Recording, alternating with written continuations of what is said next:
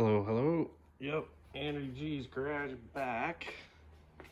I've been plowing in some overtime lately, so. And man, everything's just upside down as per usual. I get it halfway good, and then, well, I acquire things. I make more mess. But anyway.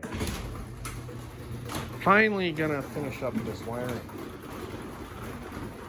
on the Pontiac. Yeah, grab this basically yard sale find. I bought it for the vise. So I don't even know what I did with the vise. Bought it for the vise. The vise is in here somewhere. Toss it in there. It's around. And then, yeah, I stumbled on that. Can't talk about that. Did I leave the vise in here? No. Pontiac. See where I'm at. Wiring in the back's all done. The plate light wire's done. Tail lights are wired. Just leaving mess as usual. Everything under hood is done. It starts with key. Underneath here, what I've got left is more mess. Jeez. No, but oh, it's weird. I guess. Oh, maybe they had. That's off center because the. Yeah, I just noticed column's off center. I think this being originally a 3 on the tree. Well, that or the external rod there. I thought these were internal mechanism on these columns. I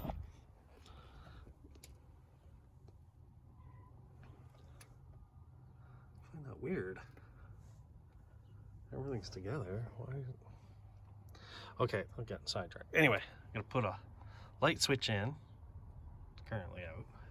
I don't know if I should reuse the old one. Put a horn button on.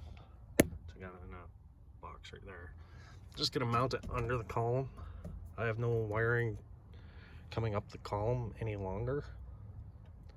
So for doing an internal horn button and everything, and I broke the old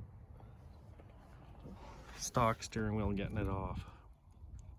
I think the hub in the middle was broken before and just epoxied together. Oh, the tedium continues. So get this all buttoned up.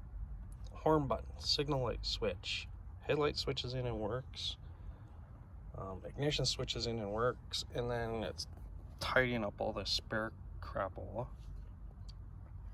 Just put all this stuff over here, and there's 8 gazillion little screws and all this to make it look car usable again. And steering wheel. Then I can take it for a spin. Hopefully I can take it to Canadian Tire in the pet store this afternoon because I need a new regulator for the barbecue and the dogs need food. So it'll be a good test drive.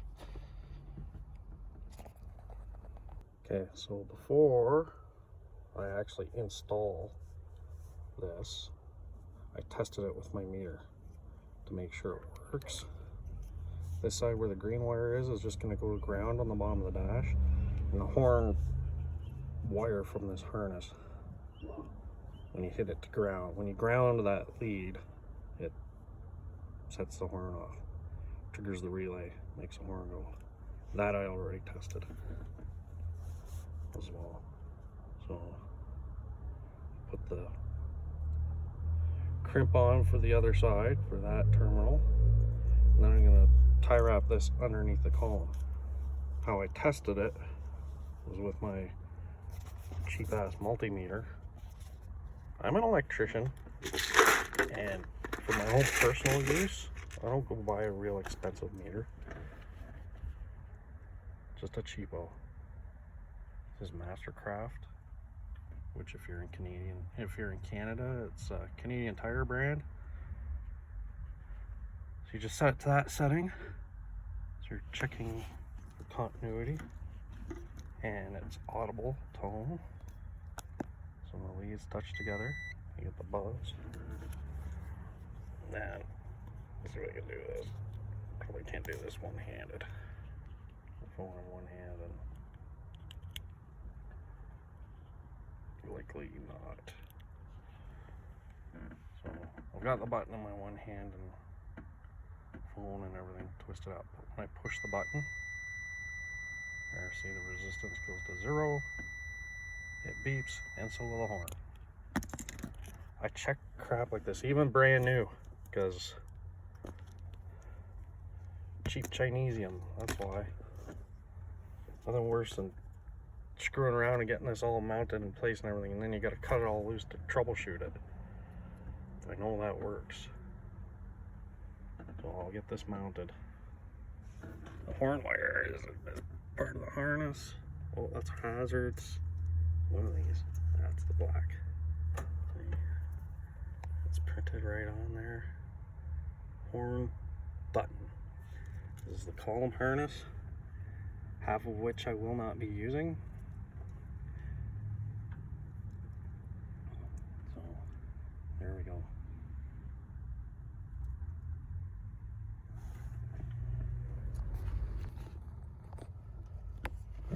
Horn buttons tire wrapped under the column. Now I'm going to show you a trick to clipping these tie wraps off so that they don't slit your wrist and make you bleed to death. You just grab them with a pair of pliers, and instead of cutting, you just twist it off. It snaps, and then you don't have a sharp edge. It's a lethal weapon, see? I can rub my finger on that all day, no cut. There. And once the signal switch is mounted, and I'm gonna get another tack. I got the big monster tack with the bloody shift light on it. Don't particularly want that in here. I will save it for the wagon because it will actually need it. Now I just gotta hook this ground up. This one right here. There's a screw under here I can put it to. It's a decent ground. And we will have horn beepage, beep beep. Right on. Keep on keeping on. To finish this off today, holy cow, it's just been between work and getting time to do it. Taking me a lot longer than I thought. That's always the case with wiring. I think, oh, how hard could it be? It's only a few circuits. Like, this car is as simple as they get. But like, there isn't even a dome light in here, so I'm not wiring up dome light switches or anything. This car never even had it. There's not even, like, if you feel in the headliner, there would be, you would be able to feel the thing for a dome light, and there's nothing there. So Pathfinder was basically the equivalent to a 150 Chevy, the Canadian cars.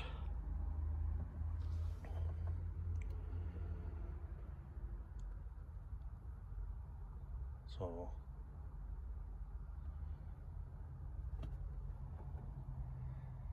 it doesn't share a whole lot with its American cousins other than the dash and firewall. That's about it.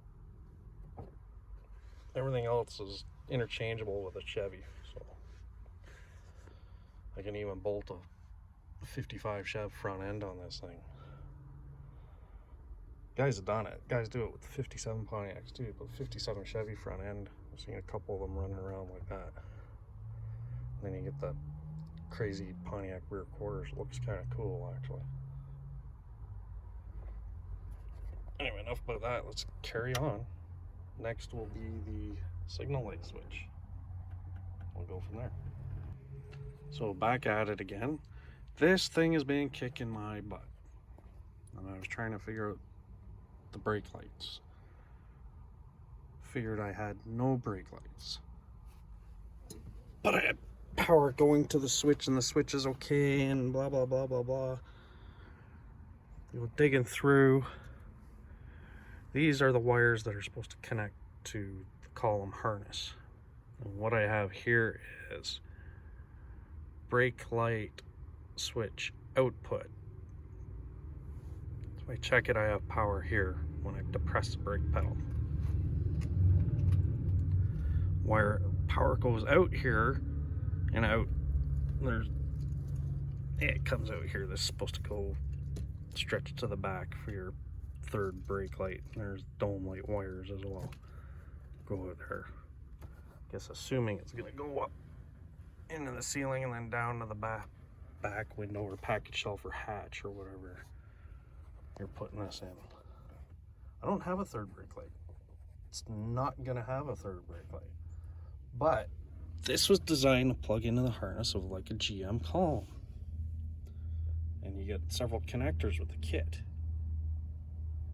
So what I'm deducing is that, like the hazards, so I had to tie stuff together. So my signal outputs, since I'm using not the column wiring and I'm using this aftermarket switch, it really only needs 3 wires.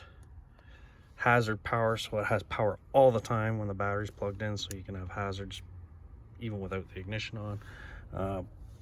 And then signal power, and that's the common, this yellow.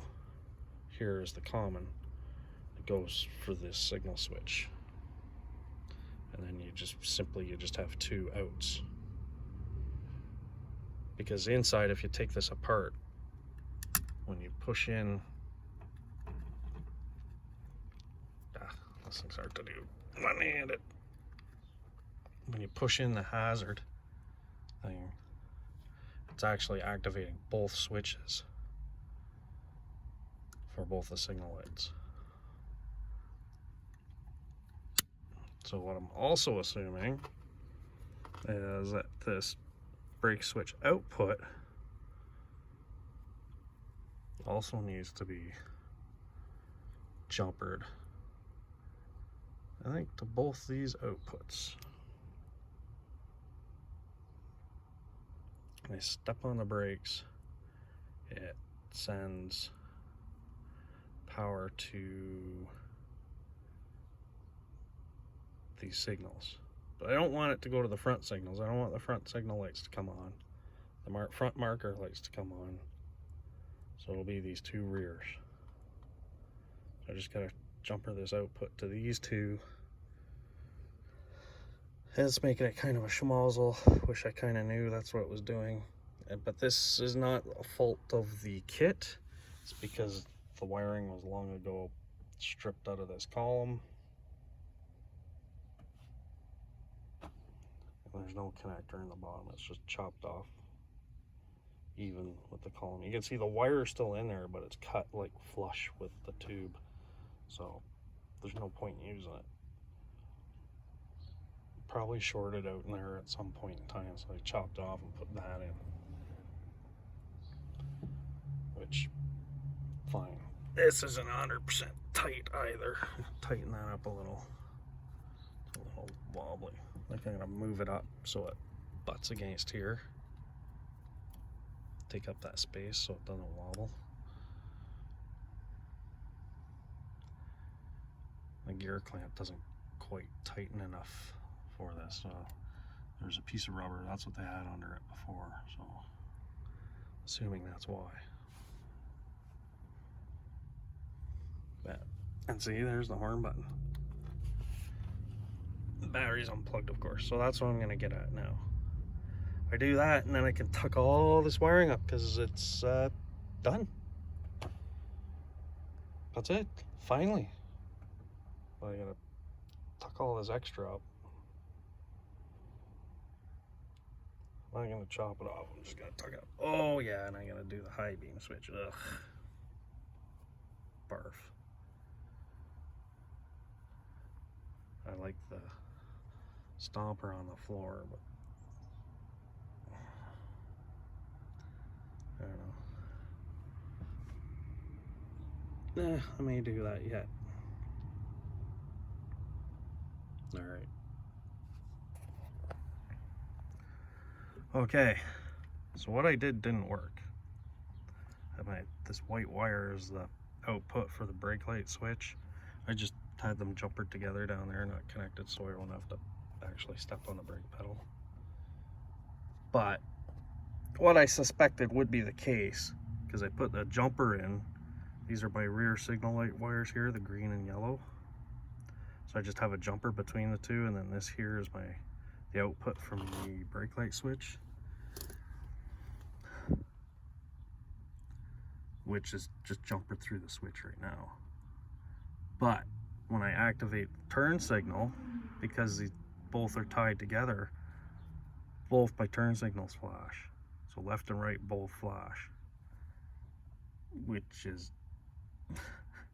not good. So what I'm gonna try is 2 separate wires for the brake light switch. Okay, I have spent way too much time on this. So I've got it solved finally. I ended up taking 4 relays. And it's all stems from having to use this switch. I actually found a drawing on the ham. I could use 2 relays if I had double pull, double throw relays. They're just hard to find around here. Because I almost have to order something like that, specialty electronics. It used to be something you can walk in the Radio Shack and just grab. But I'll post, I got a better picture with colored lines. I just printed this one off. My printer's black and white. Yeah, that's it there. So I was working backwards. What I was doing was bringing my power in here, and I was doubling my power. So I was using the power that would trigger the relay for the light as well, which didn't work. What it is you need 3 sources of power. You run, before I was running my power in through here, that's the signal light switch, because it's a 3 wire switch. We'll run that to ground. That triggers the relay, because we're dealing with 2 different sources of power. See, my thinking is backwards. I work in industry, and then you have 1 control power and you bring it in on your common. But our common item here for each relay is each lamp. More specifically, each filament, because it's 1157 dual filament bulbs. But so the left rear, left front, right rear, right front. But me bringing power in here, it made the power common. So when I turn the turn signals on, both taillights would flash. That was the whole issue, and I couldn't figure out how to isolate it. Well, if I hit the brakes, then they would just stop flashing, and they would light up the front lights too. It was just a disaster. I couldn't figure it out. By putting the ground here, now I can use, I've got 3 sources of power. You've got a constant 12 volt here, and that's on the hot side of the relay coil. 85 and 86. These relay numbers, they're all common for this type of relay. So like a 5-pin, I actually use 4 pins. They have the 87A spot. I got 2 4-pins, I got 2 5-pins, but it doesn't matter. It's what I had.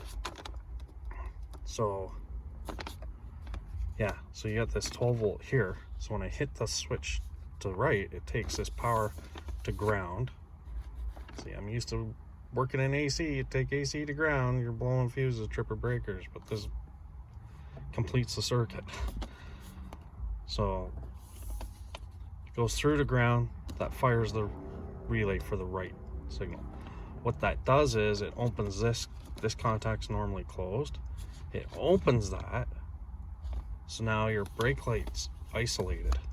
So if you're on your brakes and you hit the right signal and you're going around a corner and you're turning right, the right flasher keeps going, because the brake light will override this and it just makes it go solid. That's another issue. That's why you have to isolate the two. You can't have the common power. Then the other power here is coming from the flashers on this on the 87s, which is on the normally open. So when you flip the signal switch, say to the left, there, what it does is it lights up these two.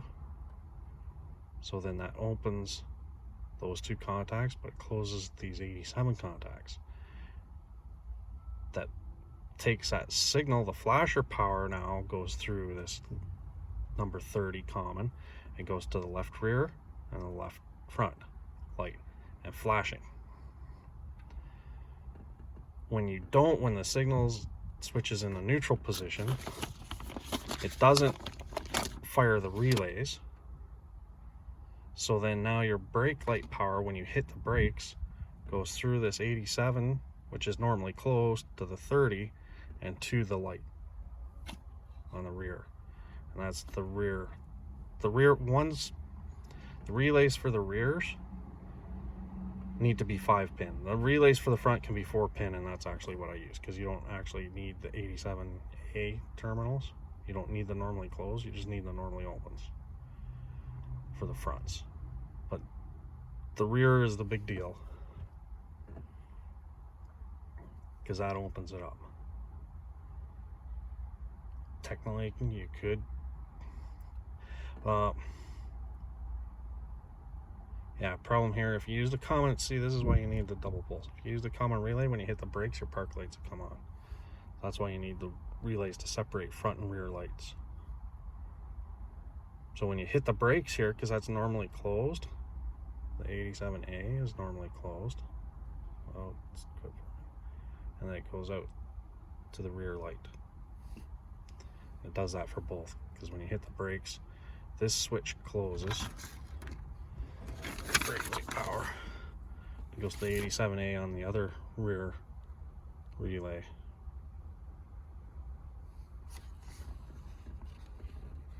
There. So it comes here. Brake light switch closes. When you hit the brakes, power goes here. Because this isn't powered, it's not energized, this is closed, and goes straight to the light. Same with this one, straight to the light.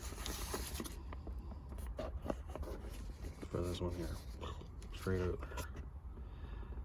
If the signal is on, say I turn the right signal on, it fires this relay and this relay.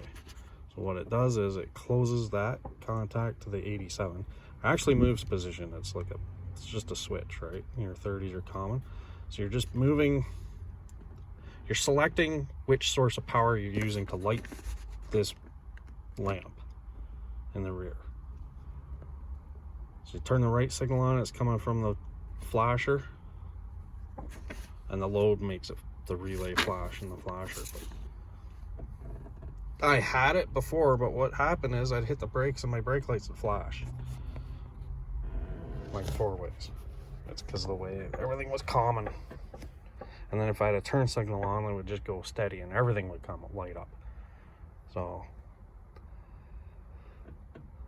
I made the center pole of the turn signal switch go to ground, just like this drawing. I'll post a picture of the drawing, and if anyone else is doing it, and it's only because this harness was designed for a GM column.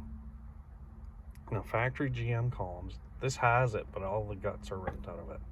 There's leftovers in there, but that signal switch would ride on these pins actually, and then the arm bolts to that, and your switch fits over top. It's rotary, and the wires all come up through the bottom there. They're all long gone, hacked out of here or whatever. Like there's maybe 1 or 2 remnants in there. I don't want to fish wires up the steering column. But it basically does the same thing, but mechanically, not through relays. So when you flip the turn signal lever up, you isolated the brake light circuit. It's a 7-wire arrangement. This is a little more complicated to wire because you just can't plug it in, but it's fairly simple once you do it. So when I hit the switch, my right indicator works.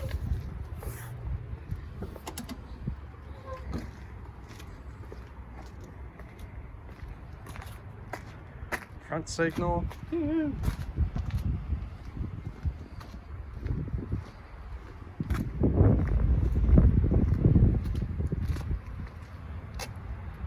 Rear signal. And I get the misses out here on the left. So when I was doing this, when I had the brake light switch hooked up, both signal lights would flash. But now I'm good. Awesome. I am super pleased. About freaking time. This took way too long. Everything else was easy peasy. With the kit. I just wish they would, maybe I should have called them and they might have had a diagram or something, but I thought, how hard can it be, right? It's like wiring up trailer lights. There's other guys who use trailer converters. That was another consideration, but I couldn't find anyone that carried one. I asked at Lordco and they didn't really have them. You could get them, but anyway. I also heard they just don't last. And this